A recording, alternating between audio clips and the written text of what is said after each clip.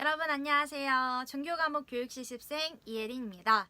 저희가 저번 시간에 이어서 두 번째 만남이죠. 다시 한번 만나서 반갑습니다. 여러분 혹시 미리 공지드린 학습지 다 갖고 계시나요? 만약 없는 학생 있다면 지금 잠깐 영상을 멈추시고 게시판에 가셔서 학습지 다운받으시고 오늘 수업하시는 내내 학습지의 빈칸을 채워가면서 들어주시면 감사하겠습니다. 오늘 저희가 함께 나눌 수업의 제목은 종교의 사회적 역할, 사회를 움직이는 힘, 종교입니다. 자, 여러분 지금 옆에 보이는 이 화면 네, 보이는 것이 무엇인가요? 이 옆에 있는 것? 네, 칼입니다. 여러분, 칼은 어디에 쓰는 거예요? 일반 가정집을 생각해 봤을 때 보통 칼이 어떤 용도로 쓰이나요? 일반 가정집에서. 뭐 다양한 방법이 있겠지만 보통은 주로 요리를 하는데 사용을 하겠죠. 자, 그렇다면 뉴스, KBS 9시 뉴스 같은 데에서는 이 칼을 어떤 용도로 쓰는 사람들이 나오나요? 네, 굉장히 위험하고 또 위협적인 일을 하는데 이 칼이 쓰이기도 합니다. 이렇게 우리가 요리를 하거나 또 필요한 것을 만들 때 정말 유용하게 사용하는 것이 바로 칼입니다. 하지만 이 같은 칼임에도 불구하고 어느 곳에 가서는 이 칼이 생명을 위협하고 해치는 데 사용이 됩니다. 우리가 오늘 배울 종교 역시 마찬가지입니다. 종교라고 하는 것이 어느 곳에 가서는요, 사람들의 마음을 한데 모으는 그런 긍정적인 역할을 합니다. 하지만 같은 종교임에도 불구하고 이것이 어느 곳에 가서는 사람들의 마음을 떨어뜨려 놓는, 사람들 간의 다툼을 일으키는 데 사용이 되어지는 그런 부정적인 역할을 한다는 거죠. 그래서 오늘은 이러한 종교의 다양한 면모들, 특히나 종교라고 하는 것이 우리가 살아가고 있는 이 사회에 어떠한 영향을 미치는지, 종교의 사회적 역할에 대해서 통합, 분열, 그리고 변혁이라는 키워드를 가지고 한번 살펴보도록 하겠습니다. 오늘의 학습 목표는 다음과 같습니다. 종교의 사회적 역할 3가지를 설명할 수 있다. 오늘 수업 시간에서는 긍정적인 측면의 종교의 사회적 역할인 통합과 부정적인 측면의 종교의 사회적 역할인 분열, 그리고 마지막으로 변혁이라고 하는 종교의 사회적 역할을 살펴보겠습니다. 두 번째, 종교의 사회적 역할이 드러나는 사례를 찾고 분석할 수 있다. 이 부분은 우리 과제로서 수행을 하게 될 텐데요. 오늘 수업을 들으면 여러분은 종교의 사회적 역할에 대한 사례까지 찾고 분석하실 수 있을 겁니다. 우리가 저번 시간에 종교의 심리적 역할에 대해서 배웠었죠. 기억나시나요, 여러분? 종교는 이러한 상태에서 이러한 상태로 변화시키는 역할을 한다라고 설명을 했습니다. 기억이 잘 안 나실까봐 초성을 갖고 왔어요. 다음에 초성에 들어갈 단어는 무엇인가요? 네, 맞습니다. 카오스라고 하는 혼돈과 또 절망의 상태에서 코스모스라고 하는 그러한 질서 있고 평안한 상태로 심리를 바꿔주는 역할을 하는 것이 바로 종교이다 라고 설명을 했습니다. 종교는요, 이러한 심리적 역할뿐만 아니라 사회적인 차원에서도 매우 중요한 그런 역할을 합니다. 여러분, 고려시대의 국가 종교가 무엇이었는지 아시나요? 힌트, 지금 고려시대 유적으로서, 유물로서, 보물로서 가장 많이 나오는 것들이 이제 절이라든지 불상이라든지 아니면 그것도 있어요. 그 팔만대장경. 자, 이것들을 생각하면 떠오르는 종교는? 네, 맞습니다. 불교입니다. 물론 유교라든지 도교, 민간신앙 이런 것들도 고려시대 때 있었어요. 하지만 고려시대의 국가 종교는 바로 불교였습니다. 삼국을 통일시킨 고려의 태조 왕건은요, 불교를 국교로 만드는 일을 중요한 초기 국가 정책으로 삼았습니다. 왜 불교를 국가의 종교로 만들려고 그렇게 애썼을까요? 네, 민심을 모으고 왕권을 강화하기 위해서라고 말하는 여러분의 소리가 들리는 것 같아요. 네, 비슷한 맥락입니다. 분열돼 있던 나라들을 한데로 모은 게 고려입니다. 그래서 이 나라를 통일시켜 놓고 보니까 지역마다 종교가 다 다른 거예요. 그러다 보니까 아무래도 국가의 그 정신적 사상의 통합을 이루기가 쉽지 않았던 거죠. 그래서 나라의 주된 종교를 하나 고릅니다. 그것이 바로 불교인데요. 그렇다면 왜 불교를 국교로 선정을 했냐? 왜 꼭 굳이 불교였냐라고 얘기를 하자면 이제 불교에서는 전생에 얼마나 그런 덕을 쌓았는지 착한 일을 했는지에 따라서 현재의 삶이 달라진다라고 봤기 때문에 계급 구조를 정당화시키고 또 왕권을 이 불교를 통해서 강화시킬 수 있었던 거죠.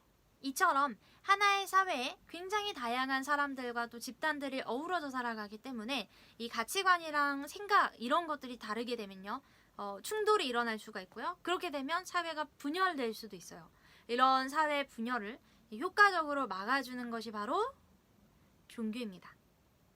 대체로 역사 속의 많은 나라들은요, 이 종교라고 하는 것을 왕의 권력을 강화시키는 데 사용을 해서 국가를 하나로 통치할 수 있었습니다.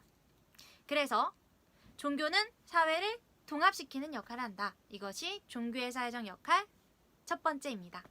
사회를 통합하는 것이 종교의 긍정적인 사회적 역할이라고 한다면 사회를 분열시키는 것은 종교의 부정적인 사회적 역할입니다. 여러분, 혹시 나이지리아라고 하는 나라가 어디에 있는 나라인지 아나요? 네, 우리가 가나 초콜릿이라고 말할 때 그 가나라고 하는 유명한 그 지역 바로 옆에 있는 아프리카에 있는 나라입니다. 이 나라 같은 경우는 이슬람교와 기독교라는 두 종교 간의 대립으로 인해서 크고 작은 그런 유혈 충동들이 벌어지고 있는데요. 관련된 영상을 하나 가져와 봤습니다. 종교라고 하는 것이 어떻게 하나의 사회를 분열시키고 있는지 같이 함께 살펴보도록 하겠습니다.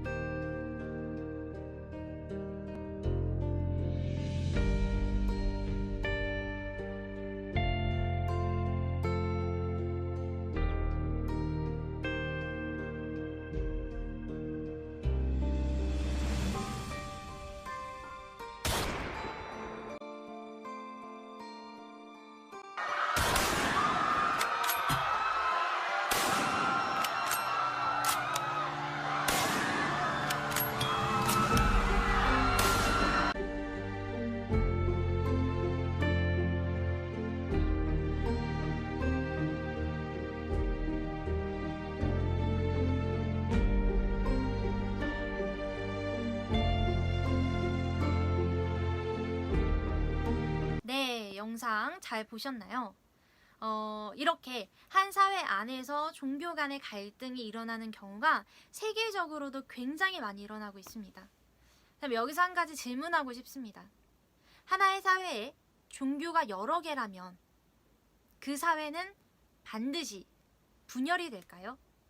저희가 방금 봤던 영상에서처럼 나이지리아 같은 경우는 이슬람교와 기독교의 종교 분쟁으로 인해서 나라가 분열된 상태에 있습니다. 하지만 반대로 우리나라 경우를 한번 생각해 볼게요.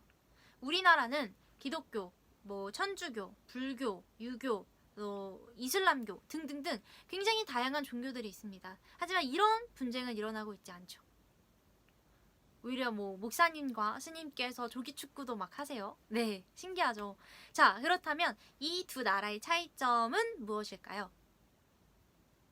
네, 여러분이 잠깐이라도 생각을 하시기를 아마 종교의 자유라든지 극단적인 종교가 있냐 없냐 이런 생각들을 해주셨을 것 같은데요. 비슷한 맥락입니다. 제가 조금 더 보충해서 설명해 드리자면요. 종교가 사회를 분열시키는 현상은 지금도 굉장히 빈번하게 일어나고 있습니다. 세계적으로 종교 분쟁 지역들도 굉장히 많고요. 하지만 그것이 단순히 종교만의 문제로서 일어나진 않습니다. 사회적, 정치적, 경제적, 국제적, 지역적인 문제가 함께 작용을 하고 있고요. 특별히 이 가운데서 이제 집단 간의 이해관계가 충돌하게 된다면, 어떤 한 특정 집단이 자신들의 이익을 위해서 종교를 사용하게 된다면, 악용하게 된다면 이러한 분쟁이 심각히 나타날 수 있다는 거죠. 현재 나이지리아에서의 종교 분쟁은 보통 보코하람이라고 하는 극단주의 이슬람 단체를 통해서 일어나고 있습니다.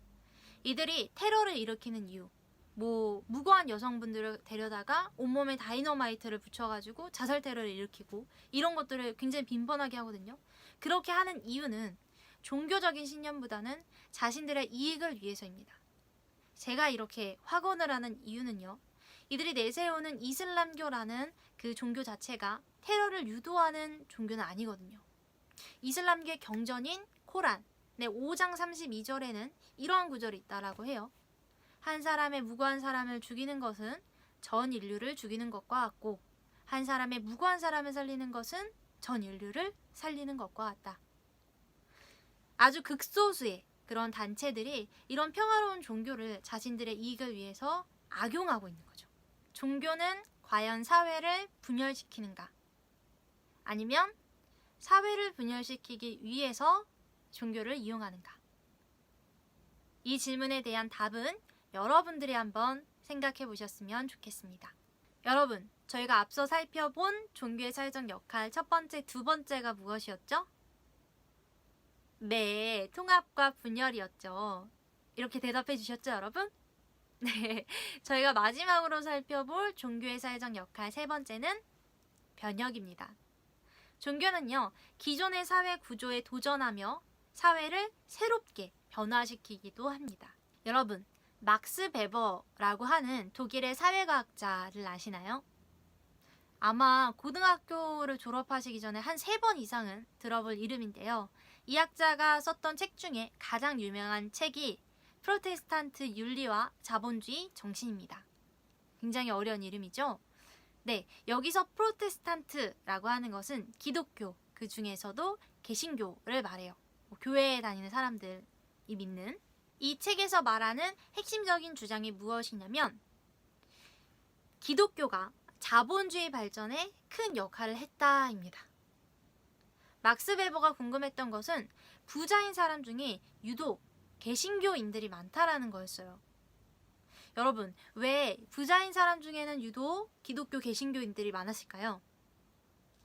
아마 굉장히 창의적인 답변들을 여러분이 속으로 생각하셨을 것 같은데, 기독교인 중에 부자가 많은 이유가 뭔지 보니 기독교, 그 중에서도 이제 개신교에서는요, 성실, 충실, 그리고 직업의 소명, 이런 것들을 굉장히 중요하게 여기더라는 거예요. 그래서 때로는 열심히 일해서 직업적으로 성공을 하는 것이 좋게 여겨졌기 때문에, 그래서 기독교 개신교인들 중에서는 유독 부자가 많았던 거죠. 이런 기독교인들로 인해서 자본주의가 발전했다라고 하는 것이 막스 베버의 주장입니다. 이러한 주장에 따르면 종교가 기존의 봉건사회로부터 자본주의라고 하는 새로운 사회 구조를 만들어냈다. 사회를 변화시켰다라고 볼 수 있는 거죠. 이 외에도 조선시대 때의 동학농민운동은 동학이라고 하는 종교에 힘입어서 농민들이 그 당시에 부패했던 탄간오리들과 계급사회에 저항하는 그런 운동을 펼쳤는데요. 이것이 물론 실패로 끝나기는 했지만 후에 3.1운동으로 계승이 되었다라고 보는 것이 역사적인 평가입니다. 또 한국의 근대화에 기독교 선교사들이 굉장히 많은 영향을 미쳤죠. 국가의 지원 아래 기독교 선교사들이 학교라든지 병원을 세웁니다. 이전에 사람들은 아프면 귀신이 들렸다라고 말하면서 구술했어요. 이제는 사람들이 아프면 병원에 가서 치료를 받는 거죠. 또 이때 세워진 학교 중에 이화학당이라고 있어요. 지금의 이화여대죠. 유관순 열사님도 이 학교를 다니셨는데, 평민 여자들도 고등교육을 받을 수 있었던 것은 이때부터였다라고 생각하시면 되겠습니다. 그래서 종교는 사회를 새로운 모습으로 변혁하는 역할을 한다. 이것이 종교의 사회적 역할 세 번째입니다. 여러분 어때요? 종교라고 하는 것이 때로는 사회를 통합시키기도 하고, 때로는 사회를 분열시키기도 하고, 때로는 사회를 변화시키기도 한다. 굉장히 다채로운 역할을 수행하죠. 오늘 배운 이러한 종교의 사회적 역할을 퀴즈로 정리하며 수업을 마쳐보도록 하겠습니다. 첫 번째 문제, 단답식이에요. 종교의 사회적 역할 3가지를 말하시오. 여러분, 종교의 사회적 역할 세 가지가 뭐뭐가 있었나요? 기억해 주세요, 여러분. 네.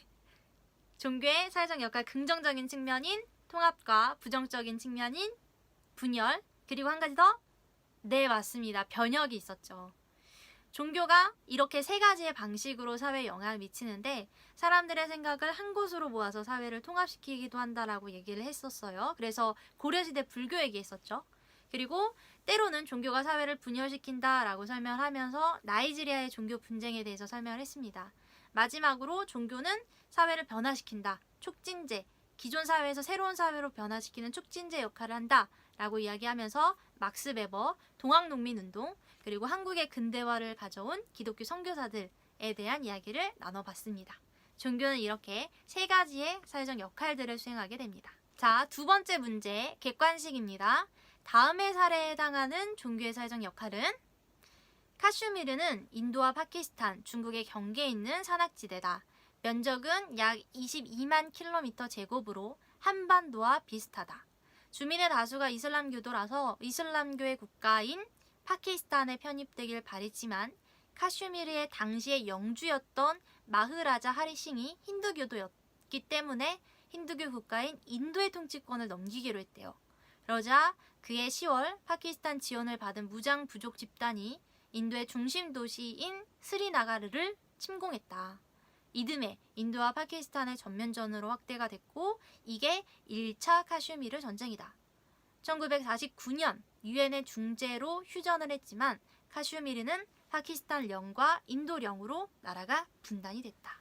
여러분 희한하죠. 대부분의 국민들이 이슬람교인데 나라의 대표자는 힌두교도라서 힌두교 국가인 인도에 나라를 넘긴다고 하니 국민 다수와 지도자 한 사람의 종교가 달랐던 점, 이게 발단이었겠죠? 계속 읽어보겠습니다. 2014년 취임한 인도의 모디 총리는 힌두 민족주의를 강조하고 있다. 힌두교 짱, 우리 민족 짱 이거죠. 파키스탄에 강경 대응할수록 정치적으로 유리한 고지를 차지할 수 있다는 관측이 많다. 모디 총리는 경제개혁 정책을 밀어붙였지만 취업난을 해결하지 못했다라는 비판에 직면해 있다. 이런 상황에서 돌발적으로 발생한 카슈미르에서의 테러 공격은 오히려 지지율을 끌어올리는 전기가 되고 있다는 분석도 있다. 자, 이 사례에 해당하는 종교의 사회적 역할은 1번 통합, 2번 분열, 3번 변혁. 정답은? 네, 맞습니다. 2번 분열이죠. 종교는 한 사회를 분열시키기도 한다라고 배웠었는데요. 여러분, 우리가 맨 처음에 했었던 그 칼에 대한 이야기 혹시 기억나시나요? 칼이 나쁘다, 좋다라고 이야기를 할 수는 없지만 그 칼을 사용하는 사람이 어떠한 목적과 어떠한 용도를 통해서 칼을 쓰느냐에 따라서 좋게 또는 나쁘게 사용될 수 있다라고 이야기를 나눠봤습니다.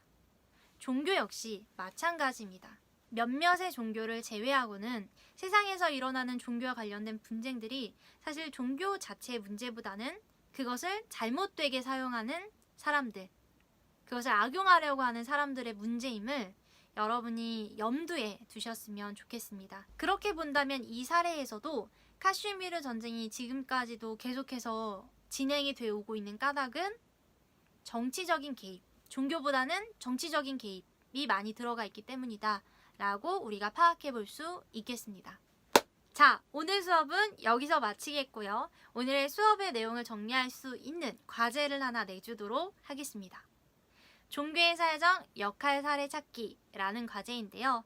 우리가 오늘 배운 종교의 사회적 역할 세 가지, 통합, 분열, 변혁, 이 세 가지 중에 하나를 선택해서 관련된 사례를 찾고 그 사례의 핵심 내용, 그리고 이 사례를 선택한 이유, 사례에 대한 자신의 생각을 써오시면 됩니다. 네이버 폼을 활용하여 제출하시면 되는데 다음 수업 시간 전까지 제출할 수 있도록 제가 기한을 설정해 놓을 거고요. 더 자세한 내용은 게시판에 있는 공지 확인해 주시기 바랍니다.